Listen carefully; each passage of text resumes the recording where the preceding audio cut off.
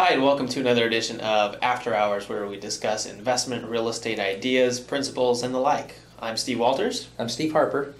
And let's go ahead and get started. All right, sounds good. What are we talking about today, Steve? You know what we're talking about today, Steve? No, you didn't tell me yet. That's what was part of this whole thing is I'm not necessarily supposed to have an idea of what we're going to talk about. All right, perfect. So what we're going to talk about is this whole idea of the sale leaseback.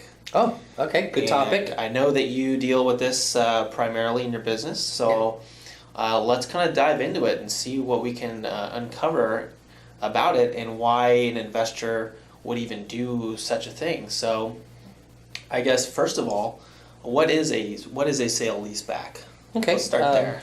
The sale leaseback is and in my world, again, just to remind those of you that don't know, I primarily focus on retail type investments in my business. They can also be industrial or office, but generally it's a single tenant triple net lease business. I think the last episode we talked about that a little bit. A sale leaseback is really just a mechanism or it's an action that's taken by a property owner. Let's just pick an example to make this real simple. You've got a Burger King franchisee that owns their building in, you know where, USA. Okay. And they're sitting there running that, and they own the building, and they're making their mortgage payments, and they're going along, and they're running their operation.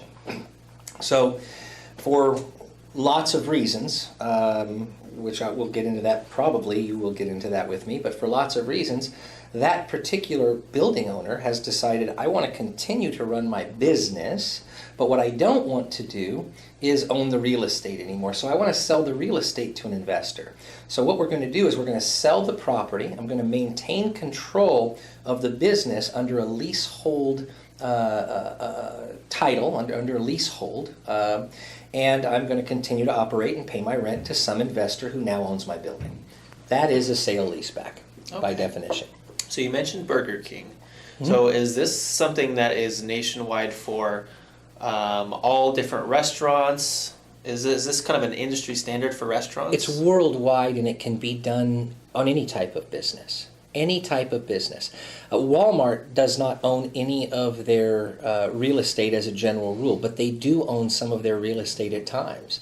They have a development company that will go in and develop where Walmart technically builds it, owns it. Then they'll turn around and sell the real estate and sign a 25-year, 30-year lease to lease it back, and they sell it to an investor for the very same reason. But at one point, they own it. Walmart, as a corporate plan, do not maintain owning real estate for their operation. It's not their business model. Very model. Different from like a West Coast operation that some of you may know about and some of you may not.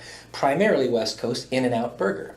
In-N-Out Burger is they're everyone here in California knows about In-N-Out. We do, and that is one of my guilty sins, even though I have a personal trainer right now and a nutrition person that's kind of helping me get a little less pudgy. But with the In-N-Out burgers, their business model is they own all of their real estate. They do not sell the real estate. The company, which is actually a family-owned company, also maintains the real estate and owns it. So in their business model, that is not part of it. Sale leaseback isn't part of it. It doesn't mean that next month, next year, generations from now, the people who run In-N-Out Burger might not change their mind. But at this point and how they've run the business, very different from Walmart. It's very interesting to see how the different business models of if you just look at burger chains, you've got McDonald's, which is a very specific business model, and you've got In-N-Out, even Chick-fil-A, so to speak, and you've got these different modalities, right? These different ways that these companies operate. So you got In-N-Out that keeps their buildings and they run it as their own real estate. And very you've got profitable. McDonald's where they don't. They own some. McDonald's is more hybrid. McDonald's actually owns. They have corporate locations that are owned, and then they also have locations where they lease as a corporate tenant, as a corporation. Franchisees are the same way. So you can have one particular franchisee, for example, that may own maybe they own 5 different locations. They actually own the building and the and the business, and then you've got maybe another franchisee. Maybe they own 100 locations, but they don't own the real estate. Perhaps instead they just own the business. So I guess, why is it that that happens? Why is it that people go towards different routes towards the ownership? It's aspect? funny, and that question always comes up. And for those of us in the business, whether you're residential or commercial, in real estate, at some point when you're working with a buyer, the buyer always wants to know, why is the person selling? Why is the seller selling? And it's a very big question. And a lot of times it's really not that big a part of it, but it is a question that comes up. So your question is, why a sale leaseback from an operator standpoint? So why would an operator do it? Yeah, what are some reasons why they might? Well, I cannot give legal, tax, or financial advice. I'm a broker. I'm not a CPA. I'm not an attorney. However, my understanding and what I've been told by those experts that I trust is that operating a business is very much about the bottom line, right? Right. And tax planning and tax strategy is part of that plan. It's part of your overall profitability when you're running any kind of a business.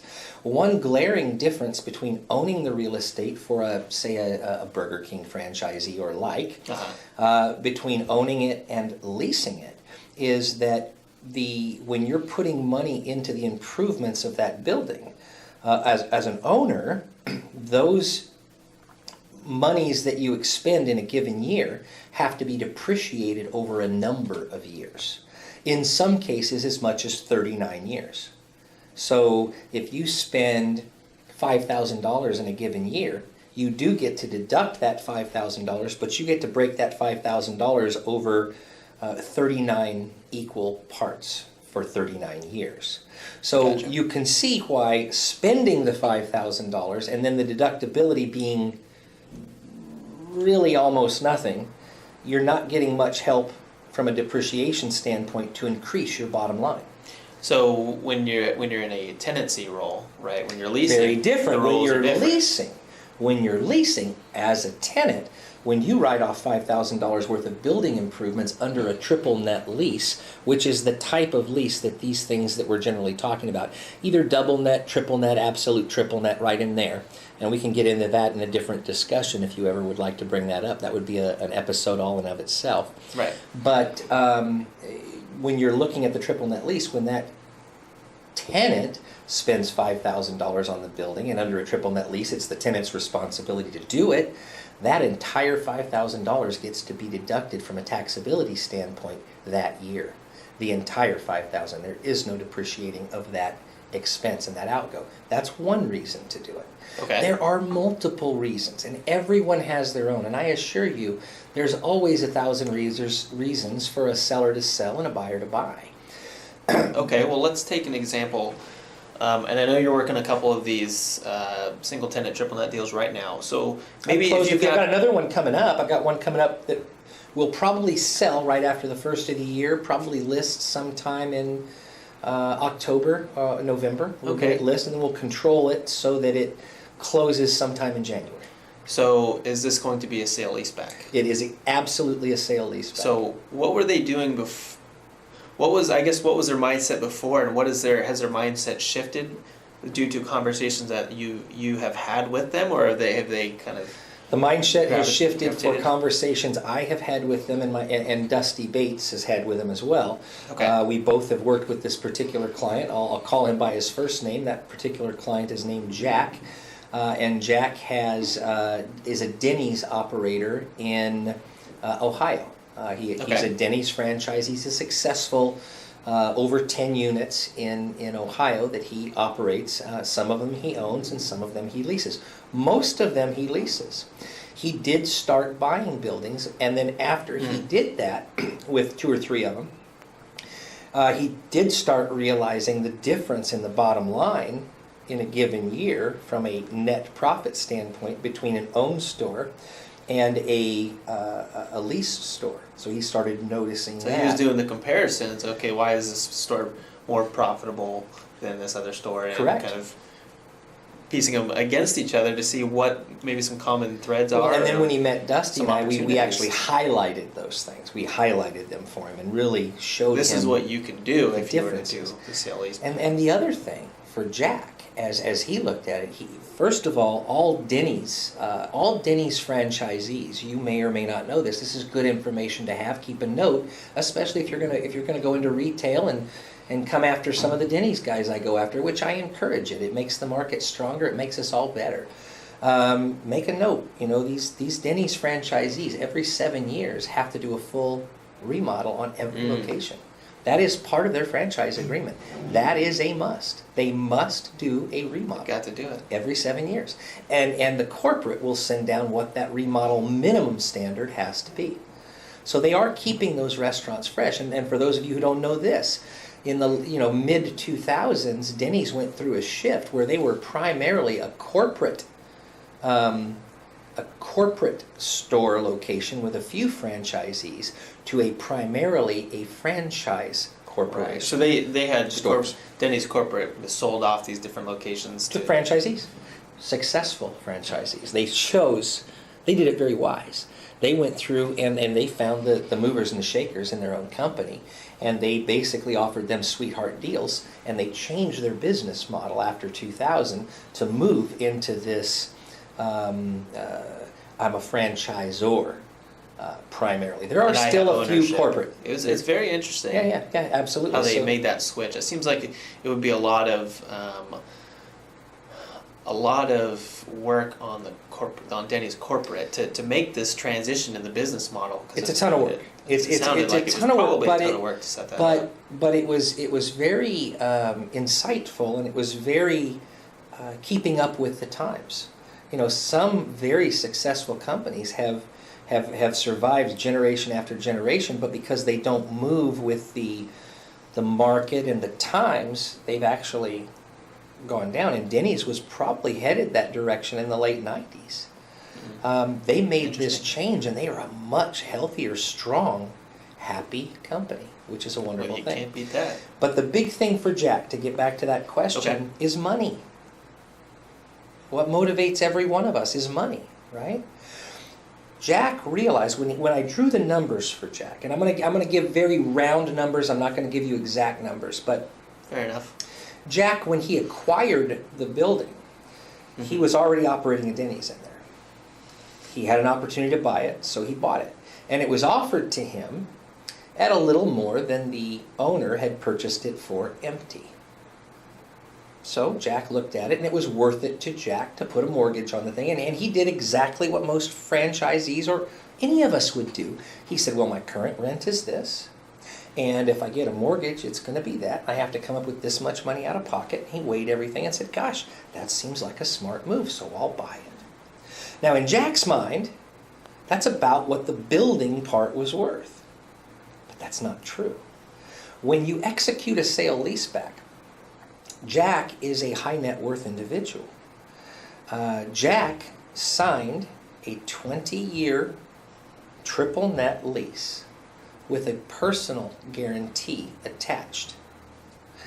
And Jack then allowed us to put that property on the market. Okay. His total cost going into purchasing of that building was around $600,000, and then Jack had to he probably spent another, now he owns it, so he went in and he made it pretty. He did his remodel. So he may have took spent ownership of it. he spent another $150,000. Now he's got about $750,000 into it, between loans and cash, and he's plugging along. And then we come along and we say, well, we want to sell it for you. And he says, I'm not interested in selling it. Until he realized that we could get him about $1.2 million for it, and suddenly we got his attention. Suddenly the light bulb goes on, and the dollar sign starts. Yeah, and to what show you up. have to understand about that is the reason why is it's the proverbial empty building value price that he purchased it at versus the income approach, which is now added onto it, the stability of that income that's calculated into it, and any appraiser worth their salt was able to go in. And I can tell you, I can't tell you what the future's going to hold for the one that we're listing, but this will be the second one I've sold for Jack. We actually sold one for him earlier this year, and it went right along those lines. And the one we sold for him earlier this year, he made several $100,000 profit. Now, he was ready. When he came to us, we actually listed this other one that I'm talking about as well. But we, as his advisors, went through, looked at it, started analyzing it. We were happy to have the listing. We sent him the values. He was happy, but we uncovered the fact that while he's been operating in that location for a long time, he hadn't owned it yet for a year. He had only owned it for months. He, in fact, when we showed him this, had just closed on it the month before. Oh, wow. So he closed on it the end of last year. And as we're talking to him about this, we listed both, but I said, let's keep this other one off the market for now while we have some continued conversations. And we said, Jack, it's great, we can still do it, but what you have to keep in mind is, in the case of a sale leaseback, most of the time, the extra money that the operator is going to achieve for making the sale is earmarked for something. It's probably earmarked for store remodel, additional store growth, marketing pushes. It's generally money that's going to be siphoned back into the business to build the whole thing up and make it stronger. Grow bigger, faster. Right. Bigger and smartly faster is what you want to do. Essentially, I mean, you're really self-funding your own growth. You don't have to. If someone were to do this and play and the numbers worked out, they wouldn't have to go to a bank. No. To get started on another location. It's really. No, I did this for another franchisee 3 times in this year. That was a Michigan franchisee. Joe and Rusty were those franchisees. I'll give you their first names. And, Joe and Rusty were able to actually establish another location and complete all of their remodels with what we've been able to do with them. Wow. That's what they've been able to do with the money. And their marketing budget is fatter than it's ever been, and their business is prospering in ways that it hasn't in a long time. So it's really come out as a win-win. How happy are they? Are they happy? Or are they kind of just ho-hum? Are they? Oh, no. Tell me their feeling, their emotions right now about this whole thing.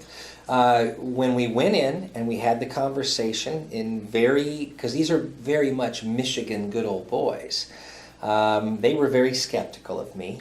The slick California broker who actually was introduced to them because I was on the other side of the table working for one of their landlords, getting them in line with their lease. And I was retained to do that from California, which is how I met them. So they were skeptical at first, but they went ahead and listed it with me and said, well, I'm listing it at $1.2 million. I'll see what you can do with it. They were shocked when I sold it for $1.2 million. And yes, at that point, their demeanor has changed much, and we've been able to do 2 other projects with them. And it's. And I imagine they're helping you get the word out to other franchisees. I will be their guest in Orlando in October to introduce me to as many of the Dennys franchisees as they can for a week. Wow. For their annual event that they have for the franchisees in Orlando. So I've been invited as a guest and a speaker. So it's I'd say it went very well. That's interesting. Well. So is this a new concept for you, Steve, to do in the brokerage, or have you been doing this particular I started doing sales leasebacks probably in 2003 when I became aware of them. They were around much longer than me. But it's amazing. And what I would say to you and anyone listening, don't take for granted that because you're looking at an astute businessman across from you, and you probably are, or businesswoman, don't assume that they know sale leaseback. Don't assume that when you say sale leaseback and they dismiss you and say, yeah, I don't want to do that. Don't assume that means, well, they totally understand sale leaseback and they realize they could walk away with $300,000 or $400,000 right now. Take, and there's a difference between arrogance and confidence. Harness that confident part of yourself without arrogance, and as much as you can. And you need to say, okay, I just want to make sure that we're on the same page. You do understand whatever point is you're trying to make, and you want to go back and do that. Because I can't tell you how many times I've talked to franchisees who have hundreds of units in whatever their industry is. and they had no idea. They truly believed, most of them believe that whatever their assessed value from the tax collector is the value of their real estate. Right. Just like residential. That's what they think. You know, well, Redfin says this is what it's worth. It must be what it's worth. Now, don't get me started on that, Steve. Okay. But fair enough. But you know what I'm talking about. Oh yeah. So Oh, you know, the big thing would be to make sure that you go back and do that. The point is, there's a ton of reasons to do this, and this has taken me out of state. Because as I meet these franchisees are multi-state. You just got back from Tennessee, right? New Orleans and Tennessee. Yeah, absolutely. Tennessee. Yeah, that's exactly right. Talking to franchisees, absolutely. owners. Six different Dennys that should be coming up through our brokerage and released in the next 6 months over some period of time. Wow. Yeah, 6 different. So it seems pretty safe to say you've got a pretty strong pipeline coming through now. I do. Yeah, my That's pipeline awesome. is really good, and you know, we re-energized our focus. We narrowed our focus in the brokerage about a year ago. We said, okay, we got to narrow our focus. What are we doing? Because we were being very general in the brokerage, and we decided that we needed to stop being general, and we kind of split it up. And I really don't do a lot of the multifamily, although that's a lot of my history. I've done a lot of it. I focus on retail, and Dusty tends to focus on the multifamily. You'll focus on you know, administrative, and of course you're running the schools, which is, you know, something to do all the time. But that's kind of how we split it up, and the success that we have met since we've narrowed our focus has been tenfold in 1 year. I mean, it's we have no lack of business right now. So and that's a beautiful thing to say. And that is. Yeah. So Steve, what's the future hold for the Sale Leaseback?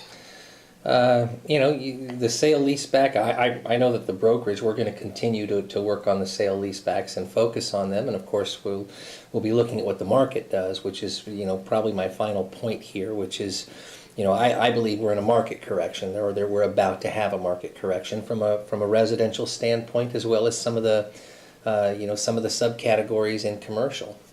And I think they'll all be affected, so we'll pay special attention to that, and we'll start shifting some of our marketing to accommodate after the election for kind of a correction in the marketplace and a downturn that I think will happen and take place. Now, the interesting thing about sale leasebacks or these absolute triple net leases, they are primarily insulated from a lot of these ups and downs. They're just they just kind of chug along. They bring their little annual increases or their increases every 5 years, and they just sit there and they just kind of pay, and they chug along. So they really aren't affected a great deal. They really don't get affected by the big swings of the market? Everything can be affected, but the absolute triple net stuff, and especially the ones with the good guarantees, they really don't fluctuate that much in capitalization rate. You may end up in a market where the cap rate or the demand goes down a little bit, so the cap rate will move up a quarter point, a half point, or down in the same fashion if it goes up. But we don't have the big swings that you see in multifamily, that you see in non-net leased retail, or the harder to manage stuff. So the property's not going to go down 50% in value. I haven't seen that. I have yet to see something like that happen or take place, or even find it historically, other than 1929 and some other times like that. So yeah, it's a more stable property type. Yeah, which is, it is a far more stable. It seems great for investors. Yeah, we're gonna continue to. I love doing the sale leaseback stuff. I really enjoy it. Matter of fact, I intend to expand into different companies. Is what my plans are moving forward. Yep. Okay. Well, fantastic, Steve. I want to thank you. I think that's all the time that we've got for this particular after hour. So just want to say thanks for joining us, and we'll see you next time.